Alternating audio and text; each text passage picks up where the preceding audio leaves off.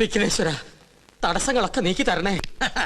തമ്പുരാട്ടി കുഞ്ഞിന്റെ കല്യാണാലോചന എത്തവണയും മുടക്കി. മഹാപാപം.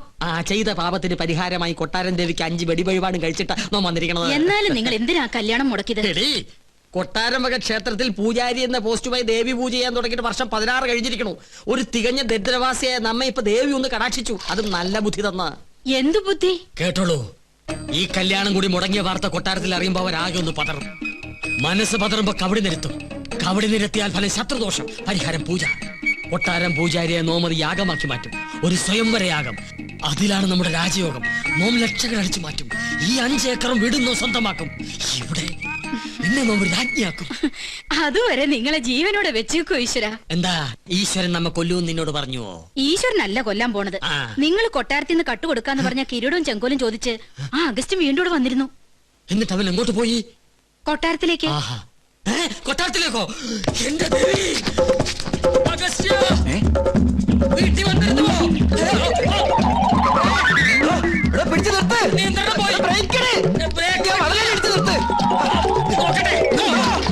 കുഴിയാണല്ലോ.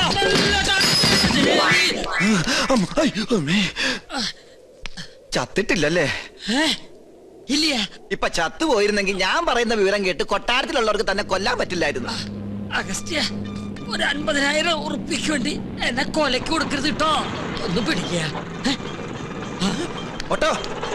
അഗസ്ത്യ, കൊട്ടാരത്തിലേക്ക് പോവരുത് കേട്ടോ. നിക്ക. അഗസ്ത്യ, നോ പറയണതൊന്ന് കേക്ക. വേണ്ട. അയ്യോ, താനൊന്നും പറയണ്ട. കുറെ കാലമായി താനിത് പറയുന്നു, കുറെ കാലമായി ഞാനിത് കേൾക്കുന്നു. ഇന്ന് എനിക്ക് 2-1 അറിഞ്ഞു പറ്റും. ഇത്രയും കാലം പറഞ്ഞ പോലല്ല. എന്തിനും പരിഹാരം ഉണ്ടാക്കാം. ഉറപ്പാണോ? ഉറപ്പാ. എന്നാ പോ. എടോ, തന്നോടല്ല, നമ്മുടെ വണ്ടി പോകാനാ പറഞ്ഞത്. ഒന്നുകിൽ താൻ കൊട്ടാരത്തിൽ നിന്ന് മോട്ടിച്ചേരാൻ തന്നെ കിരീടവും ചെങ്കോലും, അല്ലെങ്കിൽ താൻ അതിനായി എന്റെ കയ്യിൽ നിന്ന് വാങ്ങിച്ച 50,000 രൂപ എനിക്ക് ഇപ്പൊ കിട്ടണം. സാവകാശം വേണം. 10 ദിവസത്തെ സമയം തരണം. ദൈവത്തോർത്ത് സമ്മതിക്കുക. ദൈവത്തെ ഓർത്ത് 10 ദിവസത്തിനുള്ളിൽ കിരീടവും ചെങ്കോലും ഹാജിമാരുടെ കയ്യിൽ ഏൽപ്പിച്ചില്ലെങ്കിൽ പിന്നെ എനിക്ക് കോളേജിൽ ക്യാൻറ്റീൻ നടത്താൻ പറ്റില്ല. എനിക്ക് വീടും പറമ്പും മേടിക്കാനും പറ്റില്ല. തരാ ഉറപ്പ. സമാധാനമായിട്ടിരിക്കുക. ഗോപികമോൾ ആകെ ദേഷ്യത്തിലാ. ഈ അണിഞ്ഞൊരുങ്ങൽ അവസാനത്തെ അന്ന് അവള് പറയണേ. ഇനി വയ്യ അത്ര ഒരു പ്രദർശന വസ്തുവായിട്ട് നിൽക്കാൻ. ഗോന്നാരെ വലിയ കോയിക്കിലേക്ക് വിളിച്ച് അവര് പുറപ്പെട്ടോ ഇല്ലയോ എന്ന് അന്വേഷിക്കാം. വേണ്ട, മുടക്കി. ആര്? അല്ല, മുടങ്ങി. അതും മുടങ്ങി. കാര്യങ്ങൾ പറഞ്ഞ് മനസ്സിലാക്കി അവരെ കൂട്ടിക്കൊണ്ടുവരാനല്ലേ തന്നെ പറഞ്ഞയച്ചത്. നമ്മെ കൊണ്ട് ചെയ്യാൻ പറ്റുന്നതൊക്കെ നാം ചെയ്തു. ഉദയപുരം കൊട്ടാരവുമായി ഒരു ബന്ധവും അവർക്ക് സ്വീകാര്യമല്ലത്രേ.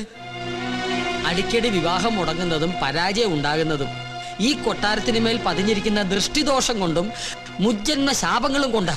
അത് മാറ്റിയെടുക്കാൻ യാഗവും പൂജയും നടത്തണമെന്ന് പലയാവർത്തി നാം പറഞ്ഞിട്ടുള്ളതല്ലേ. കേട്ടുവോ? സമയം ഇനിയും വൈകിട്ടില്ല. 41 ദിവസം 101 കാർമ്മികരുടെ സാന്നിധ്യത്തിൽ ഒരു സ്വയംവരയാഗം. ചെലവ് നിസ്സാരം, 10 ലക്ഷം രൂപ. ഫലമോ സർവൈശ്വര്യങ്ങളും. അതും നോം നടത്തിയാൽ ഫലം നിശ്ചയം. പൂജ, യാഗം തുടങ്ങിയ അന്ധവിശ്വാസങ്ങൾ കൂടെ പൊറപ്പിച്ച പല രാജകുടുംബങ്ങളും തകർന്നിട്ടുള്ളത്. ഇവിടെയോ ഇതൊന്നും നടത്താതെയും കൊട്ടാരത്തിൽ ഒരു പൂജാകർമ്മം നടന്നിട്ട് വർഷങ്ങൾ കഴിഞ്ഞിരിക്കണു. ഒരുപക്ഷെ അതിന്റെയൊക്കെ ഫലമാണോ എന്തോ ഗോവയ്ക്ക് ശേഷം ഒരു കുഞ്ഞിക്കാല് കാണാനുള്ള ഭാഗ്യം ഇവിടെയുള്ളവർക്ക് ഇല്ലാതായത്. ഗോന്നാരെ, ഗുരുവായൂരിന്ന് വാസുദേവ നമ്പൂരിയെ വരുത്തുക.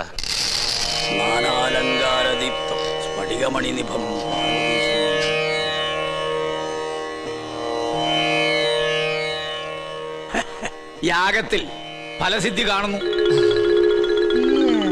കർമ്മങ്ങൾ തീരും മുമ്പ്, അതായത് 41 നാൾക്കകം കന്യകയ്ക്ക് വരനെ കണ്ടെത്താനാവും. അപ്പൊ നാം മുൻകൂട്ടി പറഞ്ഞ് തെറ്റില്ല. യാഗം നാം ഗംഭീരാക്കി തരാം. പക്ഷെ ഒരു കുഴപ്പമുണ്ട്. എന്താ? യാഗത്തിന്റെ വിജയസാധ്യത അതിന് നേതൃത്വം കൊടുക്കുന്ന കർമ്മിയുടെ ദേവപ്രീതിക്ക് അനുസരിച്ചായിരിക്കും. ദേവപ്രീതി നമുക്ക് വളരെ കൂടുതലാ. അത് തിരുമേനിക്ക് നോക്കിയാ അറിയാൻ പറ്റും. നോക്കാം. എന്താ പേര്? പരശുരാമൻ നമ്പൂതിരിപ്പാട്. പാടു വേണ്ട, പരശു നമ്പൂരി നോക്കിയാ മതി. ഓ, നക്ഷത്രം? നക്ഷത്രം ഉണ്ടാ? ഉണ്ട്. വേണമെന്നില്ല. അതൊന്നും ഉണ്ടാവില്ല.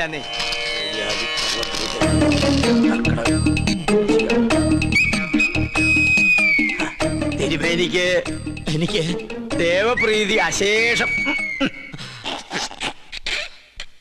ഒന്നുകൂടി നോക്ക. ഒരല്പമെങ്കിലും കാണാതിരിക്കില്ല.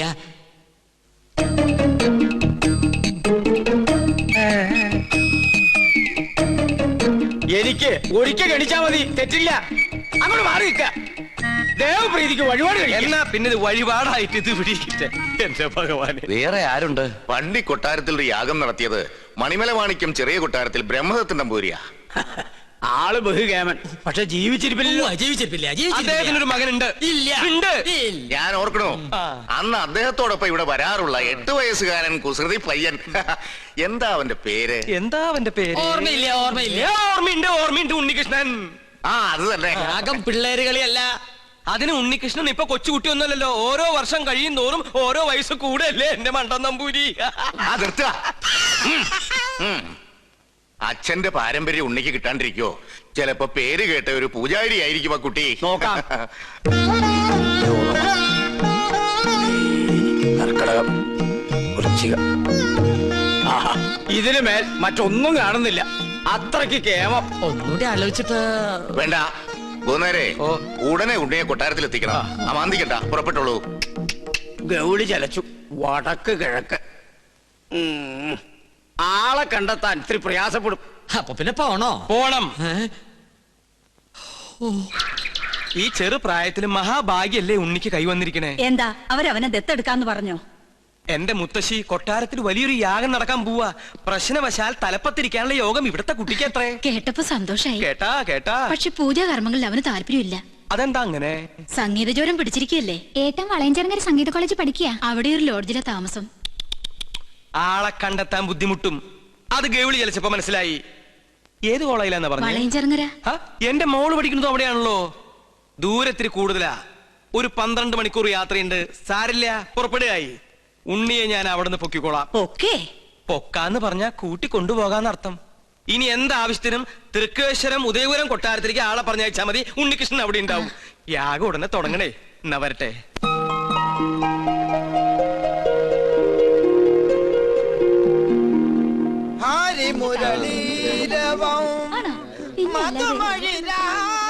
ചെമ്മാങ്കുടി ഇന്ന് നേരത്തെ തുടങ്ങിയല്ലോ. ചെമ്മാങ്കുടിയുടെ അത്ര ഇല്ലെങ്കിലും നല്ല സ്വരശുദ്ധി ഇല്ലേ? ദയവേത് സംഗീതം പഠിക്കുന്ന കുട്ടികൾ ഇങ്ങനെ കൊല്ലരുത്. സംഗീതം ഒരിക്കലും മരിക്കുകയില്ല. സാധകം ചെയ്തതാ പെങ്ങന്മാരെ. കഴുത്തോളം വെള്ളത്തിൽ നിന്ന് സാധകം ചെയ്യാൻ കഴുത്തോളം കടം സമ്മതിക്കണ്ടേ? അതുകൊണ്ട് ചായ അടിക്കുമ്പോ ആകാന്ന് കരുതി. ചെറുകടി എന്തുണ്ട് അച്ഛൻ ചേട്ടാ? സമൂസ, മസാല, പഴംപൊരി, പരിപ്പ് വട. കുട്ടി നിർത്തി കുടിക്കൂ, എന്നാലല്ലേ സിരസിൽ കയറാതിരിക്കൂ. സംഗീതം പഠിച്ചല്ലോ. മുല്ല പൂമ്പൊടി ഏറ്റുകിടക്കും, അകത്തിനുമുണ്ടാകും സൗരഭ്യം. സത്യത്തിൽ ഇന്നത്തെ മത്സരത്തിൽ എനിക്കും ഒരു കൈ നോക്കണമെന്നുണ്ടായിരുന്നു. അയ്യോ, അത് വേണ്ട. വേണ്ടേ? ആ ഒരു കൈ സുലൈമാൻ ഉണ്ണികൃഷ്ണൻ തമ്മിൽ നോക്കിക്കോളും. എന്നാ നിങ്ങൾ പറ, ഇന്നത്തെ മത്സരത്തിൽ ആര് ജയിക്കും? സംശയം എന്താ? സുലൈമാൻ. അങ്ങനെ പറ. ഓ, അവളുടെ ഒരു സുലൈമാൻ. മേത്ത ചെറുക്കനെ പ്രേമിക്കാൻ നടക്കുന്ന നായരിച്ചി. വൺവേലൈനാ ഒന്ന് പോടി. നീ നോക്കിക്കോ, ഉണ്ണികൃഷ്ണനെ ജയിക്കും. വെറുതെ തർക്കിച്ച സമയം കളയേണ്ട സംഗീതേ. ഉച്ച കഴിഞ്ഞ് അറിയാലോ വിധി. അത് നമ്മുടെ സുലൈമാനെ ജയിക്കും. ബെറ്റുണ്ടോ? 1000 rupees bet. അഗ്രീഡ്. ഓക്കെ. ആന്റണിയും ശ്രീലക്ഷ്മിയും അഗസ്റ്റിനും ഒക്കെ എനിക്കെതിരാണെന്ന് അറിഞ്ഞോണ്ടിന് ചോദിക്കുക. വെറുതെ കാശ് കളയണോ? വീം പഠിക്കാതെ പാടി ജയിക്കടാ. എന്ത് തന്നെ ആയാലും ഒടുവിൽ വിജയം എന്റേതായിരിക്കും. ചെമ്പൈ സംഗീതോത്സവത്തിൽ പാടുന്നതും ഞാനായിരിക്കും. നമുക്ക് കാണാം. ആ പടാ. ഉണ്ണി, ചെയർമാൻ വിളിക്കുന്നു.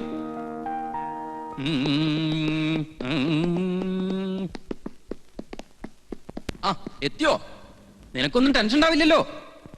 അതെങ്ങനെയാ? സ്വന്തം മക്കള് മത്സരിക്കുമ്പോ തന്തയ്ക്കും തള്ളക്കില്ലേ ആദി? അതിന് ഞാൻ നിന്റെ തന്തയല്ലോ തള്ളയല്ലോ സമ്മതിച്ചു. എന്നാലും നിന്റെ കാര്യത്തില് എനിക്കിത്തിരി താല്പര്യം കൂടിക്കോളൂ. അതേ, ഈ സ്നേഹ മനസ്സിലായോ? ഈ സംഗീത കോളേജിന്റെ ചരിത്രത്തിൽ ആദ്യമായിട്ടാണ് ഫൈനൽ റൗണ്ടിൽ ഒരു ഇസ്ലാമും നമ്പൂതിരും തമ്മിൽ മത്സരിക്കണേ. അറിയോ? ഒരല്പം സ്വാർത്ഥം കൂട്ടിക്കോളൂ. അല്ലെങ്കിൽ എന്റെ സുഹൃത്തിന്റെ മകൻ എന്നുള്ള പരിഗണന. എന്തായാലും നീ തന്നെ ജയിക്കണം. ഈ മത്സരത്തിൽ ജയിക്കുന്ന ആൾക്ക് ചെമ്പൈ സംഗീതോത്സവത്തിൽ പാടാനുള്ള അവസര കിട്ടണേ. അതും മഹാരഥന്മാരോടൊപ്പം. ഈ കോളേജിൽ നിന്നും ഒരു ബ്രാഹ്മണനെ അവിടെ എത്താൻ പാടുള്ളൂ. സാർ, സംഗീതം ദേവകലയാ. ബ്രാഹ്മണർക്ക് ദേവന്മാരുടെ തൊട്ടടുത്ത സ്ഥാനം. അത് മനസ്സിലാക്കാദ്യം. അത് പറയരുത് സാർ. പ്രശസ്തനായ കഥകളി സംഗീതജ്ഞൻ കലാമണ്ഡലം ഹൈദരാലി ഏത് ജാതിയാ? ഗായകൻ യേശുദാസ് ഏതാ ജാതി? സക്കീർ ഹുസൈന്റെ ജാതി ആരെങ്കിലും അന്വേഷിക്കാറുണ്ടോ സാർ? അങ്ങനെ പറഞ്ഞ ഒരുപാടുണ്ടാവും. ഞാൻ ഇവിടുത്തെ കാര്യം പറഞ്ഞേ, നീ ജയിച്ചേ പറ്റൂ. ഒരു സംഗീത കോളേജിലെ ചെയർമാൻ ഒരിക്കലും വർഗീയവാദി ആകരുത്. ജാതി ചിന്ത വെടിഞ്ഞ് എന്നിൽ വിശ്വസിക്കുക. ഞാൻ ജയിക്കാം.